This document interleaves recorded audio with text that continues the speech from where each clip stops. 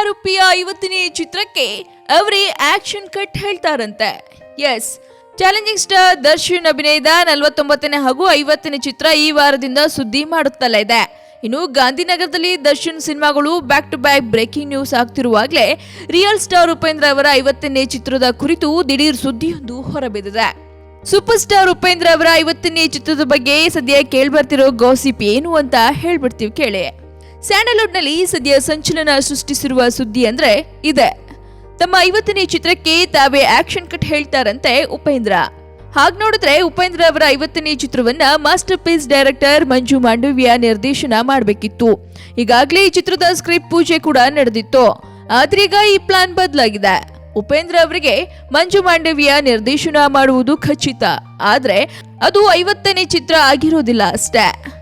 ಮೂಲಗಳ ಪ್ರಕಾರ real star Upendra ಈಗಾಗಲೇ ಗ್ರೀನ್ ಸಿಗ್ನಲ್ ನೀಡಿದ್ದ 2 ಸಿನಿಮಾಗಳು ಕ್ಯಾನ್ಸಲ್ ಆಗಿವೆ. ಹೀಗಾಗಿ 50ನೇ ಸಿನಿಮಾದ ಬದಲು ಉಪ್ಪಿರ 48ನೇ ಚಿತ್ರವನ್ನ ಮಂಜು ಮಾಂಡವ್ಯ ನಿರ್ದೇಶನ ಮಾಡ್ತಾರೆ. ರಿಯಲ್ ಸ್ಟಾರ್ ಡೈರೆಕ್ಟರ್ ಕ್ಯಾಪ್ ತೊಡ್ತಾರೆ ಅಂದ್ರೆ ಉಪ್ಪಿ ಅಭಿಮಾನಿಗಳಿಗೆ ಅದಕ್ಕಿಂತ ಖುಷಿ ವಿಚಾರ ಮತ್ತೇನಿದೆ ಹೇಳೆ.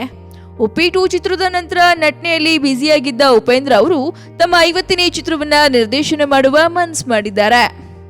ಕಳೆದ 15 ದಿನಗಳಿಂದ ಪೆನ್ನು ಪೇಪರ್ ಹಿಡಿದುಕೊಂಡು ಸ್ಕ್ರಿಪ್ಟಿಂಗ್ ಕೆಲಸದಲ್ಲಿ ಉಪೇಂದ್ರ ತಲ್ಲೀನರಾಗಿದ್ದಾರಂತೆ. ಸ್ಕ್ರಿಪ್ಟಿಂಗ್ ಕೆಲಸ ಮುಗಿದ ಕೂಡಲೇ ತಮ್ಮ 50ನೇ ಚಿತ್ರದ ಕುರಿತು ಅಫಿಷಿಯಲ್ ಅನೌನ್ಸ್ಮೆಂಟ್ ಮಾಡ್ತಾರಂತೆ ಉಪೇಂದ್ರ. ಈಗಾಗಲೇ ಉಪ್ಪಿ ಮತ್ತೆ ಹುಟ್ಟಿಬಾ ಇಂತಿ ಪ್ರೇಮ ಚಿತ್ರೀಕರಣ ಪೂರ್ಣಗೊಂಡಿದೆ.